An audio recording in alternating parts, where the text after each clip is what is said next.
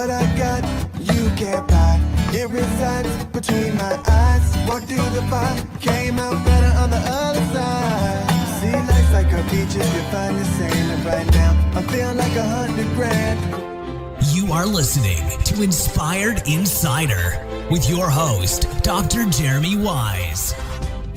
Dr. Jeremy Wise here, founder of InspiredInsider.com, where we talk with inspirational entrepreneurs and leaders. Today is no different. I have Clint Thompson of DigiHype Media.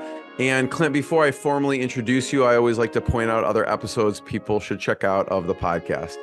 And this is part of the top agency series. There's some interesting ones to check out. I actually had Adi Clevitt help. This is an interesting niche, Clint.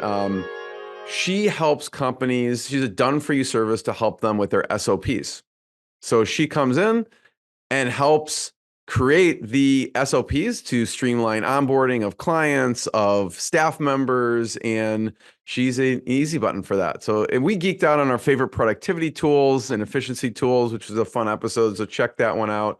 Also, another one was Todd Taskey. Todd Taskey helps pair agency owners with private equity. So he helps sell agencies, and he has a second bite podcast because he's found sometimes agencies make more on the second bite than they do on the first when that private equity sells again. So it's super interesting conversation, again, about the agency space, about valuations, business in general. So check that one out. And this episode is brought to you by Rise 25. At Rise 25, we help businesses give to and connect to their dream relationships. And how do we do that? We actually do that by helping you run your podcast, or an easy button for a company to launch and run a podcast. We do the accountability, the strategy, and the full execution.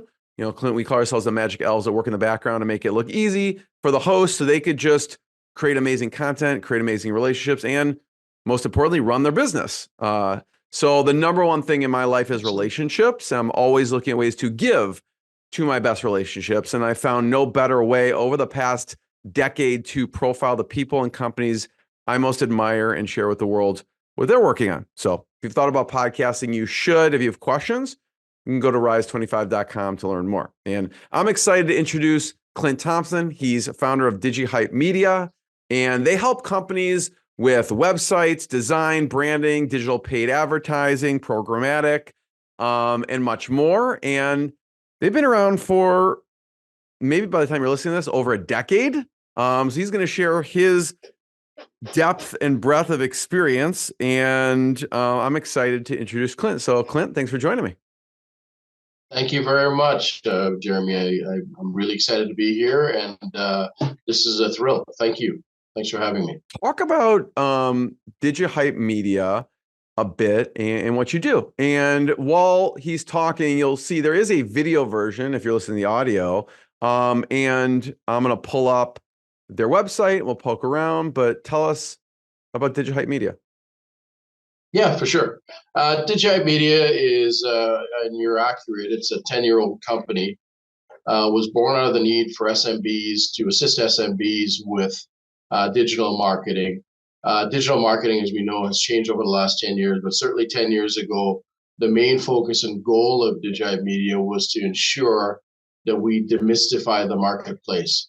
That being said, there was a lot of, intrigue about being involved in digital, but a lot of business owners weren't sure what to do, how to go about it, what aspects of digital were important, what were not. And of course, budget constraints would affect how their results were. So our initial goal, and still continues to be our goal today, was to assist businesses in ensuring whatever they have to invest in their business is invested appropriately, and that they find some level of success to bring them closer to their ultimate goal of having solid ROI. And I know throughout the years you've helped a lot of different types of companies, from associations to food service companies to e-commerce to luxury homes. Talk about maybe one of the first milestones of a customer when you first started the agency. Yeah, I think one of the major milestones that we hit was about 4.5, 5 years ago. We had a client, and we'd always considered ourselves a business that's a small business trying to help small businesses and other businesses. But we had quite a great brand and quite a great name out in the industry, especially more specifically in the GTA, the Greater Toronto Area and surrounding area. But we had a factoring company approach us to talk to us about delivering, their brand name in the GTA.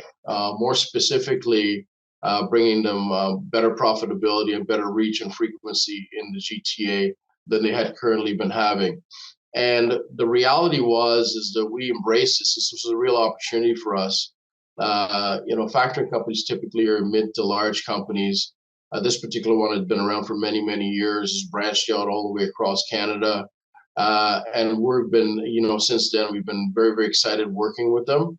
And it's given us an opportunity to see how easily we can scale as a company and how easily a lot of the things that we use, a lot of the tools that we use for smaller and mid-sized businesses can also affect and assist large businesses to achieve their goals. So that was a big, a great moment for us. What were some of the things you did? And just explain for a second for people who aren't familiar with what a factoring company does. Sure. A factoring company essentially assists other businesses that are having challenges collecting on their accounts receivable. And their job is they can take on your accounts receivable and they can assist you with collecting on your accounts receivable in a timely manner and making you, of course, be able to, be more profitable and to be more timely on your bill payments and your growth and stuff like that. So thanks for that. It's valuable service, I'm sure, for businesses. What were some of the things you did for them? And I imagine like sometimes with client engagements, maybe they come to you with one thing and then things expand. Maybe they're like, oh, we need something with our website, or we need something with branding. So where did it start with them? And then what happened from there? So you hit the nail on the head, Jeremy. So when we first sat down and chatted with them, it was about getting more traction for their brand in the Greater Toronto Area. That was a bit of a challenge, especially with a national company. Typically, national companies, national advertisers will get the branding for the entire brand, but to be very specific and very geocentric, it's very difficult for them to do. And of course, it can be very costly. So their big goal was to have their name be identified in the Greater Toronto Area and surrounding area in Ontario.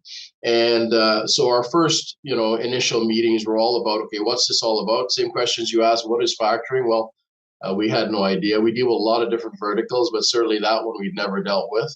But again, some of the same basic ground rules work for many, many different types of business verticals. And we were able to determine what they needed. So it started off with a website. It started off with having their own sort of foundation in the Ontario marketplace. We weren't able to do certain aspects of the advertising.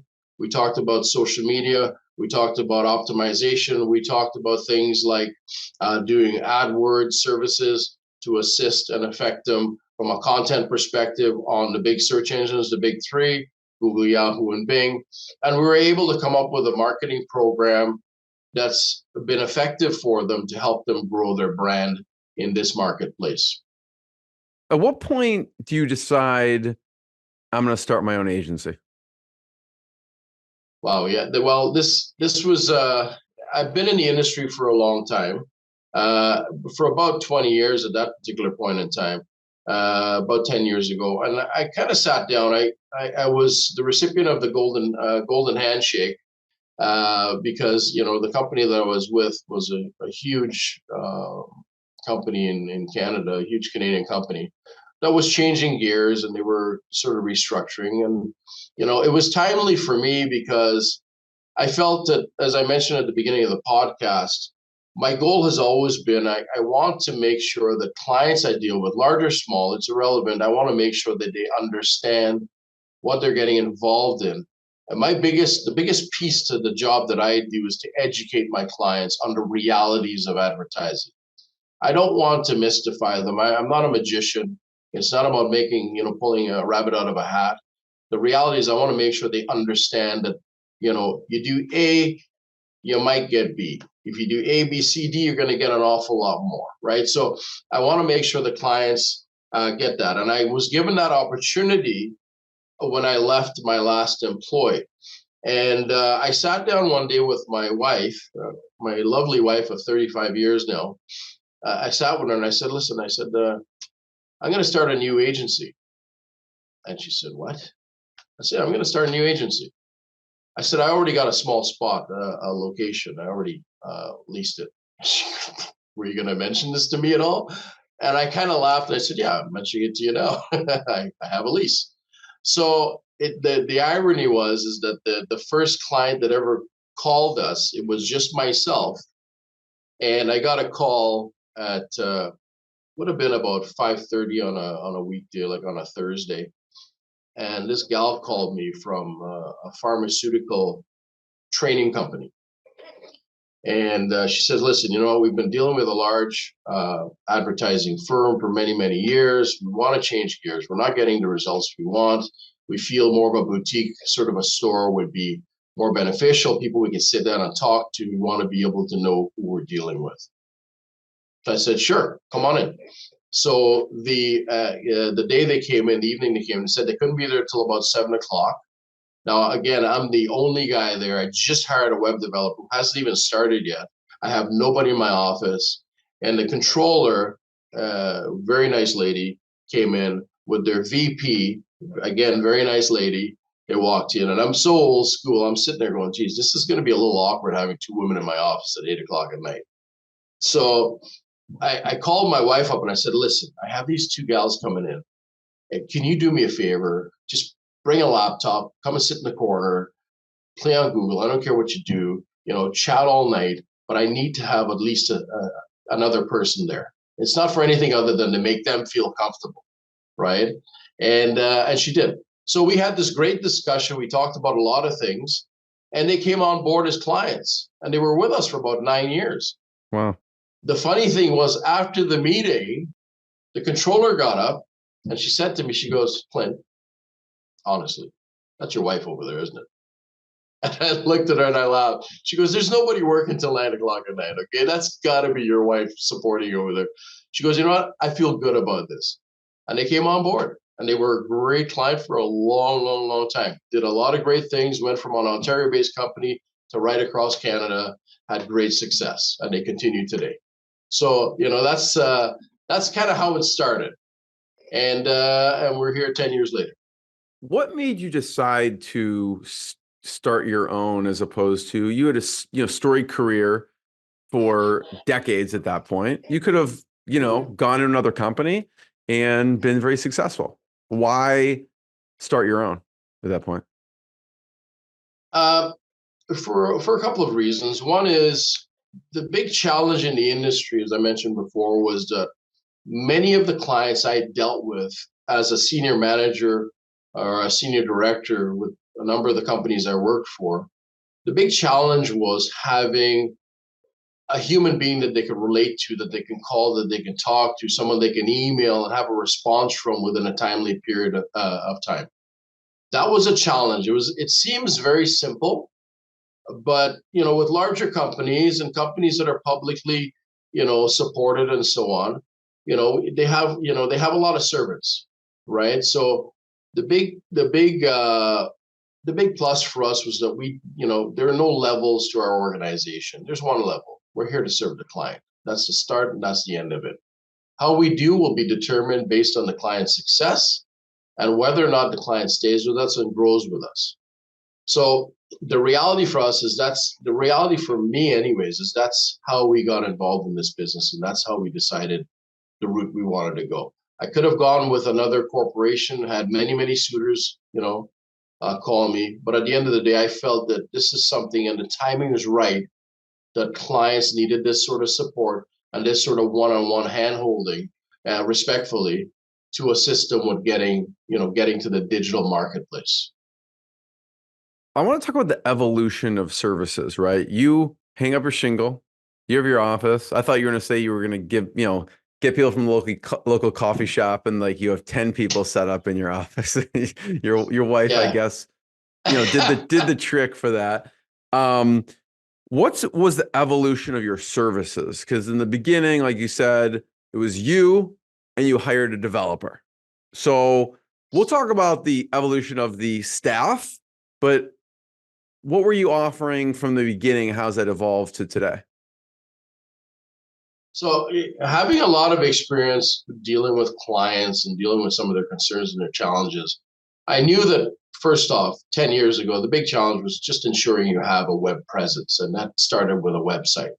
So my discussions, I was the guy, right? I mean, my discussions was with anyone who would hear me, I would talk to them. And a lot of my friends and business colleagues know that once I get involved in talking about marketing of any sort, I'm a very passionate guy when it comes to that, and I can talk about it all day. So if I happen to walk into a restaurant for a coffee or walk into a restaurant in the evening for dinner, I'm going to talk their ear off. I'm going to end up talking to the owner at some point in time in that discussion. So that's kind of how the business developed. It was really through people that I met, people I talked to. I sort of went about it very differently, Jeremy, because I didn't want to reach out to friends and family, which is kind of the first thing you learn in sort of sales 101 is, you got to reach out to your friends, you got to reach out to your family. Well, here's the reality with my personality. I'm the type of person, I guess it's kind of a Libra thing, but I'm the type of person that needs to prove the value before I move forward to entice anyone that I know about what I have to offer. So it was all about proving the value prop for the business that we had. So starting from 0 employees to 1 developer to going out and talking to people to building a services structure, which gave us the different types of products that we had, from just web development, simple web development, 1 page, 5 page, 10 page, custom, whatever it might be. And we built everything at the beginning, to learning about technology as we were doing it, because believe it or not, 10 years ago, web technology was changing dramatically, right? I mean, WordPress was not WordPress of today. Shopify was barely around. I mean, all these things were brand new. So we were playing with things that we knew nothing about, okay? But the reality is I always, learn from my dad, try to keep things as simple as possible for your own sanity. And of course, for the reality that, if you can fix it, build it, service it, then your clients are going to be happy. So that's what it's always been about. And at the beginning, it's something, kind of my mantra has always been, and I always tell my staff, we can, we should, and we will. I'm a very determined individual, but with that determination comes a lot of responsibility, because again, coming back to friends and family, I want to ensure that if anyone ever refers, and many have referred people to our business, that we take care of them like family. And that's how we deal with every single customer. So it started as websites. At that point, shockingly looking back, it may have not been like an easy sell even for someone. Like, what do I need a website for? Some people were thinking, but started with websites. And then what were the next services that you layered on after that? Sure. So I started to talk to clients. I did a lot of research on social media at the time. And social media 10 years ago, of course, was very, very new. It was very, very much a communication tool for younger people. It was not necessarily proven at that point as being a business tool or a networking tool of any type. And I mean Facebook, any of those, LinkedIn, any of those different platforms. So I created some packages and some programs around those, Facebook, LinkedIn, and I guess at the time it was Instagram. I just really sort of started up. So they were all fairly new. And when I went to clients, that's kind of what the next layer after website was. The natural move was social media. So we needed to determine, we meaning I and whomever else, needed to determine the what and the how. So what would we produce that would be valuable to clients?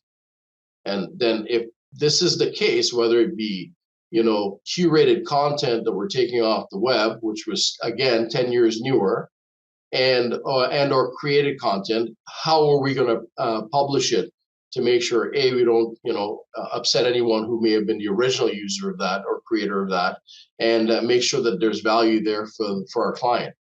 So a lot of things had to be sort of sussed out. So the biggest challenge, websites actually wasn't the biggest challenge going out to talk to new clients. Social media was. It was a bit of a hoot, actually, because for me, it's more of a challenge than anything else. When I walk in and talk to a client about social media, they laugh at me and say, no, my kids play on that stuff. That's not for business people. That's not for real people. And by the way, say, listen, Clint, it's funny to look back because the same patterns are today. Exactly the same patterns. A new social media comes up. Absolutely. Nope, that's not for business. My kids are on it. And then slowly over time, businesses, absolutely, the early adopters tend to win. So it's the same pattern. Anyways, yeah, keep going. Absolutely. Well, yeah, no, it's 100%. It kind of goes through that cycle, right? So, early majority and, the early adopters, early majority, it kind of goes through that cycle. But that's the reality, is that it was for, people thought that they didn't need to be on that or they shouldn't be on that, and it was the wrong audience. The reality is the early adopters who did enough research to find out that, maybe I'm a physiotherapist and my business, deals with a lot of athletes. A lot of these athletes are young and younger now. They're in their 20s and late teens. These are the people I want to get involved in my business. And all of a sudden, it started to take root and started to get some traction. So people would get on board, and we'd show them, listen, here are some of the results from some of our current clients, without getting into names and specifics and stuff. But here's the stuff you can expect.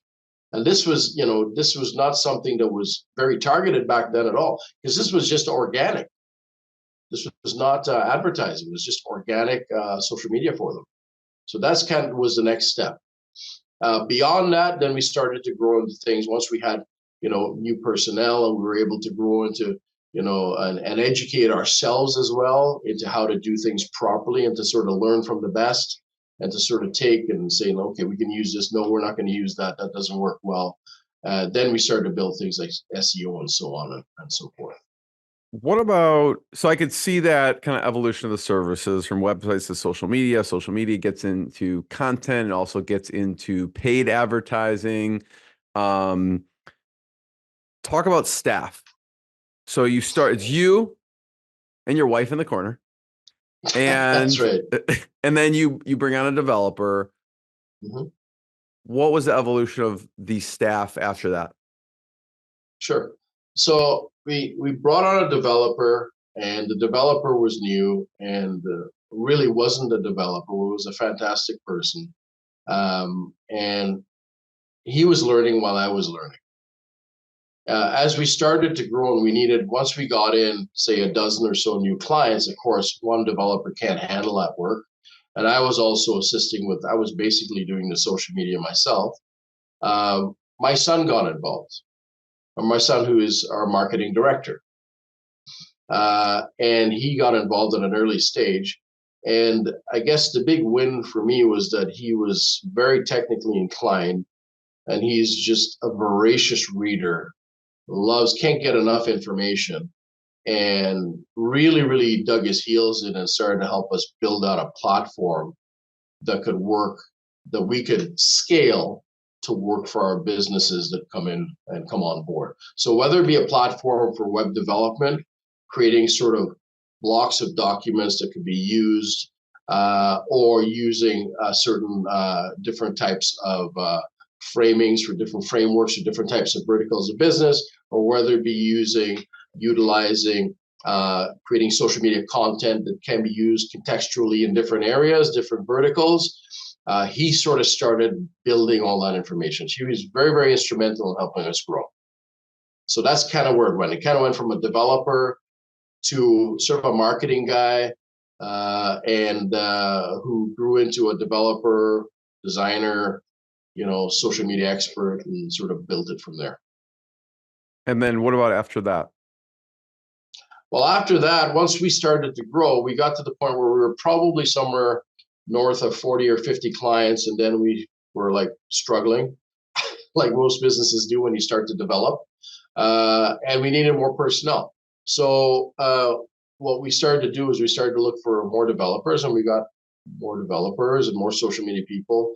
We had a proper system in place where we could hire, train, and bring on board slowly people that can assist us with servicing clients on an ongoing basis. A lot of our business is a repetitive business because we typically have our clients on a program that can help them grow strategically. And that, of course, is growth over time. It doesn't happen overnight, especially with online and digital and search. So we grew to 4 or 5 developers, social media people, 3 or 4 or 5 social media people, and even to the point where we had a production manager who would manage everything and ensure that when we started to bring on board larger clients that we were doing all the contract work for, she would be involved with ensuring that all the different pieces were in place. New contracts would come in, they would go to the department that would break them apart, whether it be social media, whether it be web development, whether it be content, blogging, video, and she would break it apart very strategically to ensure, and then we would manage that. She would manage it, and I would oversee the whole operation. I'm wondering. So that's kind of where we've grown to. Yeah, thanks for sharing that. I'm wondering, you mentioned a system in place for onboarding clients and staff. What does a tech stack look like? Are you using different project management tools for this? Are you using digital platforms? What does your tech stack look like? So having a marketing director that's very, very savvy, in the online world, we use a number of different, first of all, we need to ensure that our communication tools are in place. So we use the typical ones like Slack and so on. But we also use tools like Monday.com because we're sort of a one-stop sort of sales organization. We don't have multiple salespeople out in the field. We deal directly with partners, and I deal directly with clients myself. We tend to use an in-house proprietary platform as well that sort of pulls those 2 other platforms together that we can manage. We also use other workforce tools that assist us with making sure that our stuff stays on schedule. I know before we hit record, we are talking about partnerships and how important partnerships are. Mm-hmm. Just talk about how partnerships work into and play a role in DigiHype.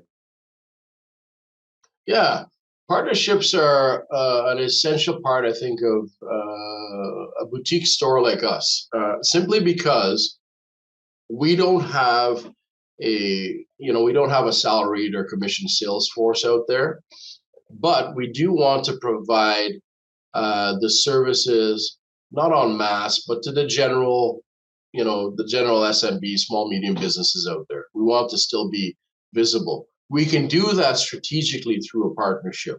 To use an example of one partnership with a company that's Canada-wide, in fact, North America-wide, that we deal with, we can actually insert our programs and create certain facilities specific to their clients' needs based on their other advertising platforms that they have, because they do have other things other than digital.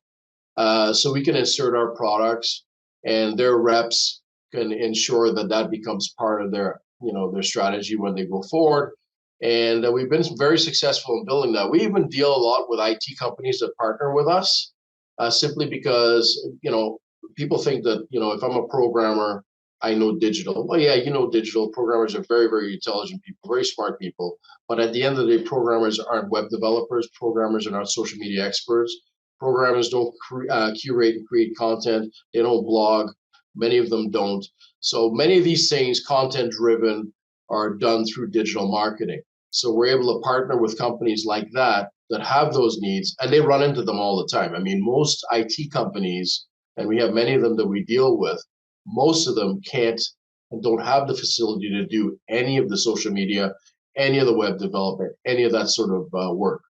So it's very, very easy for us to step in, have those conversations, and we have the conversations in the same boardroom as, again, a partner. So DigiHype Media is partnering with this IT development company, and we sit down and we speak to their customers' needs based on what they currently have, based on a budget that they may have talked to us about, or maybe it's something that we say, listen, based on your budget, this is what we think you should step up to, or maybe you don't need to spend that much, which is something you don't hear too much in the advertising field, but maybe you should look at doing this first and step to the next level, a year from now. So it's very easy for us to step into a partnership role and be that sort of professional source of advertising and branding information. And we've done many, many different jobs, some even just branding based. So, I mean, we've won many awards for, and they call us an advertising agency. And I smile because there's a very, very different sort of feel when you say that someone is an advertising agency.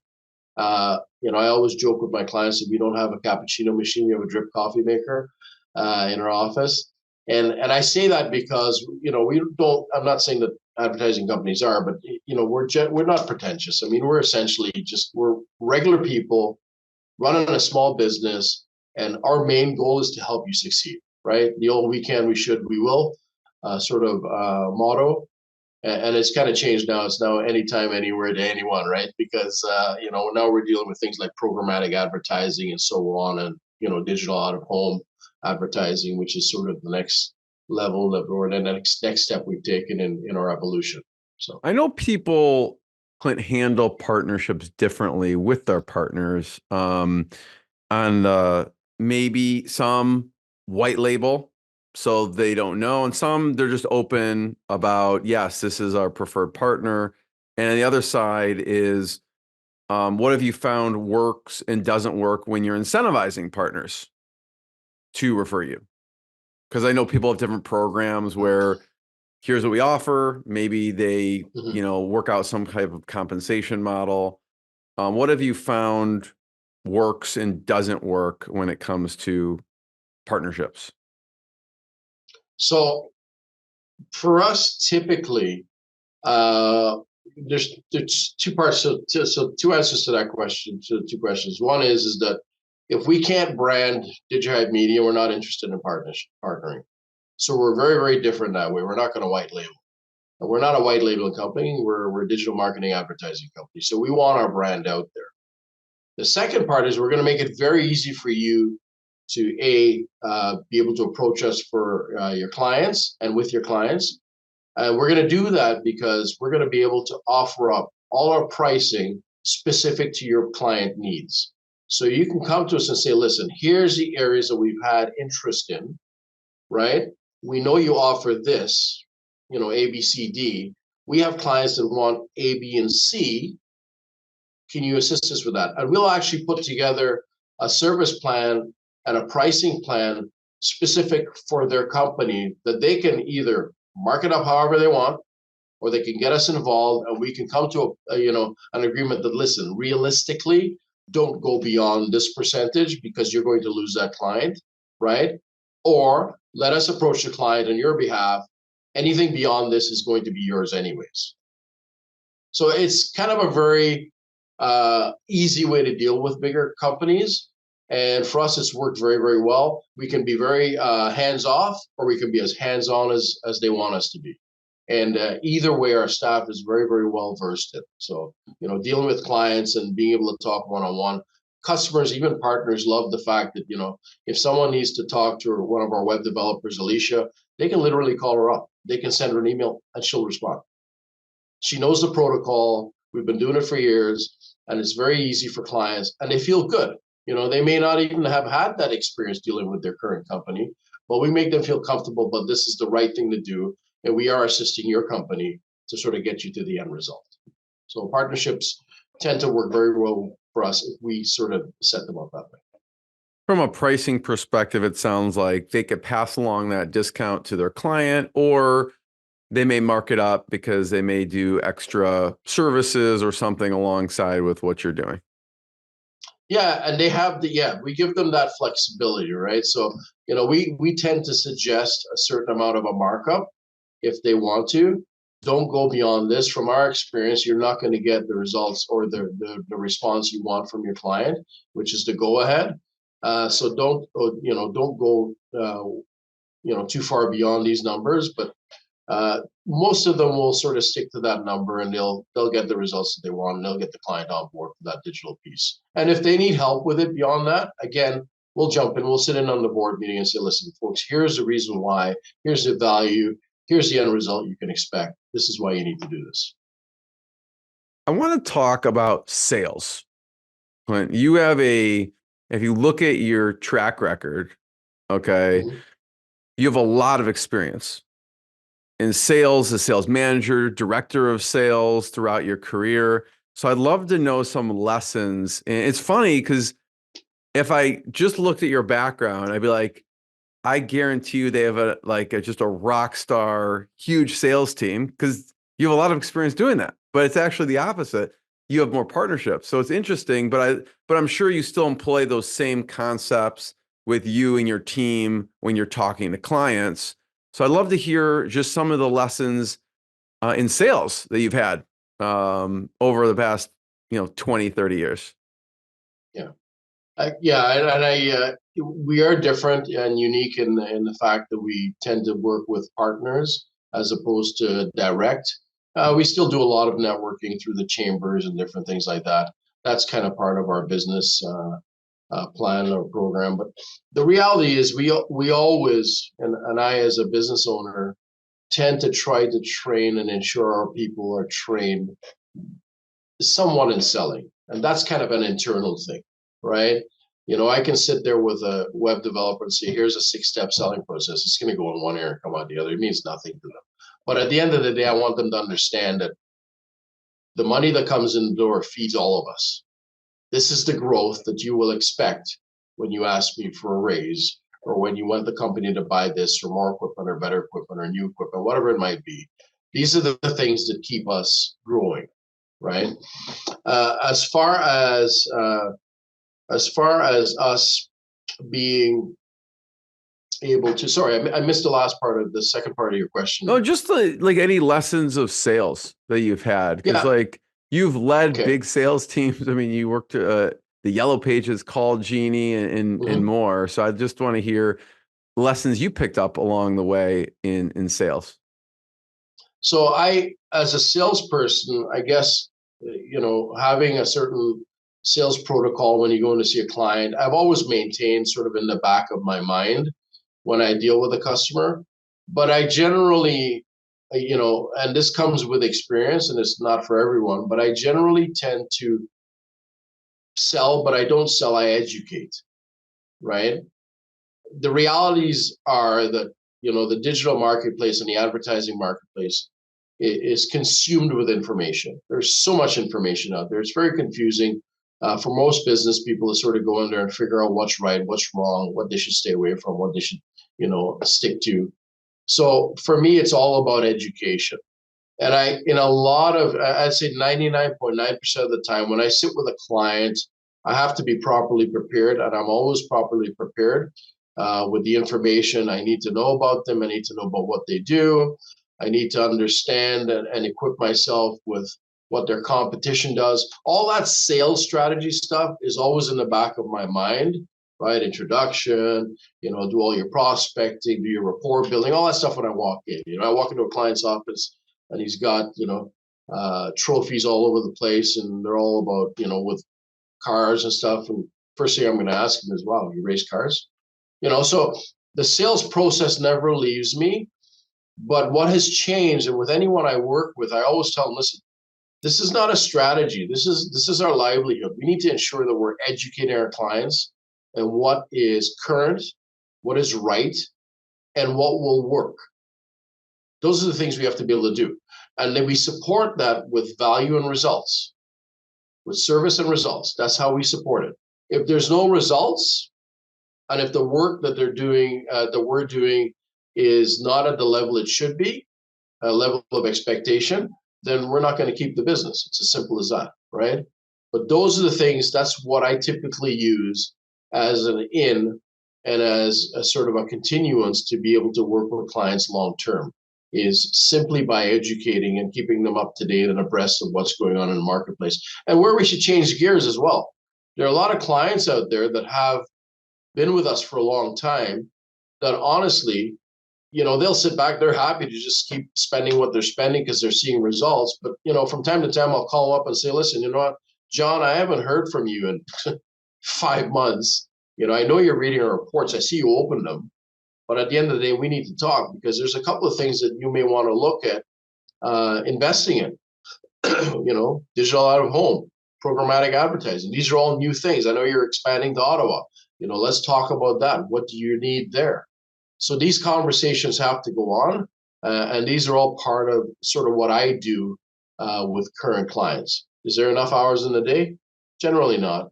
But, COVID, COVID has changed the landscape, as you know, dramatically. So, people being virtual has actually helped in that regard to be able to talk to them. So,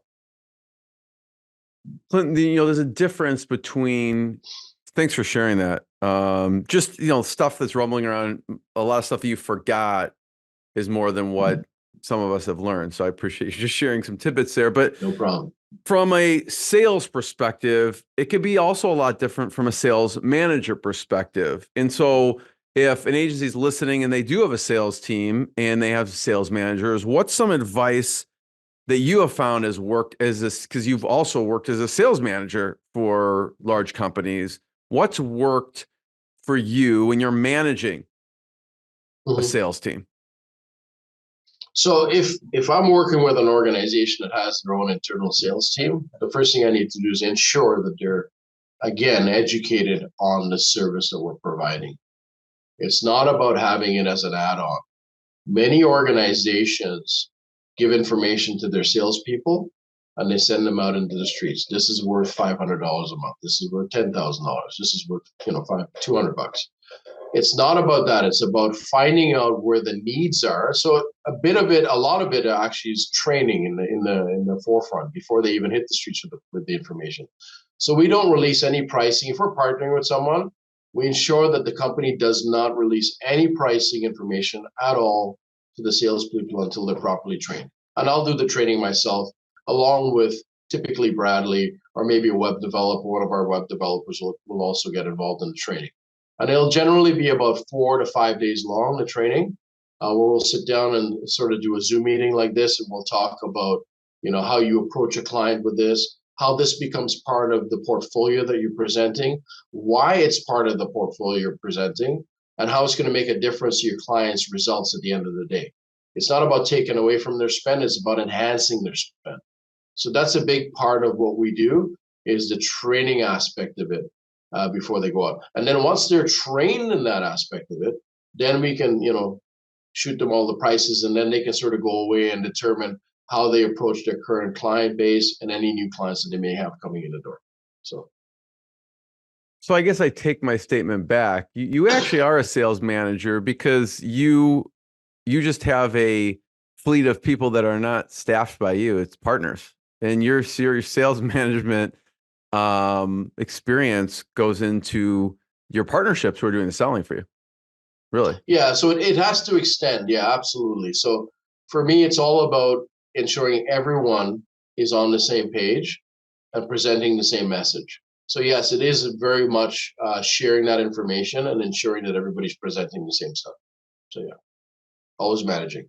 I have one last question, Clint. Before I ask it, I want to point people to check out DigiHype Media, DigiHype media.ca to learn more. My last question is just resources. Some of your favorite resources. It could be books. It could be mentors that you've learned from, either personal or distant. What are some of your favorite resources that you've gone to in business and marketing? Because I know that's a topic you really geek out on. Yeah, well, there's two. I mean, business is clearly a big part of it. My father was very, very big into marketing, and of course was a director of a Chicago-based company, George S. May, for many years. So I followed in his footsteps.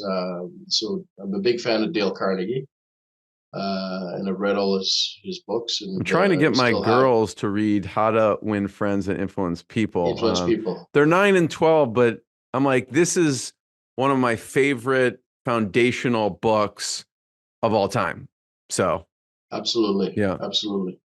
And another piece of that I loved was another book I loved was The Blue Vase.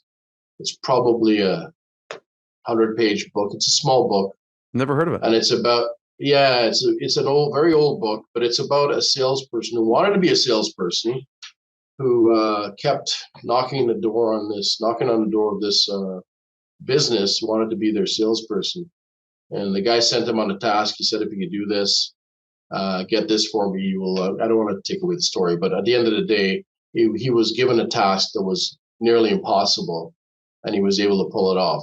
And this blue vase became the sort of the pinnacle for success for many business organizations, including one that my father worked at, NCR, for many, many years.